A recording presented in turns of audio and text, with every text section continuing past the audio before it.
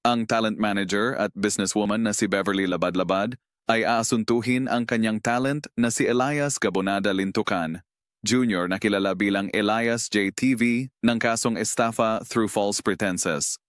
Ito'y may kaugnayan sa umano ay pangongolekta ni Elias ng pera sa mga concert producers and organizers na hindi nire-remit sa kanyang manager.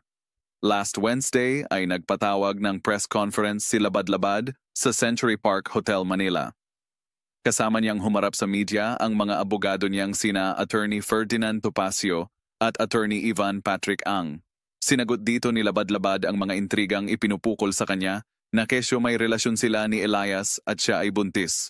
Pati gender niya ay kasama rin sa pinupuntirya ng kanyang bashers.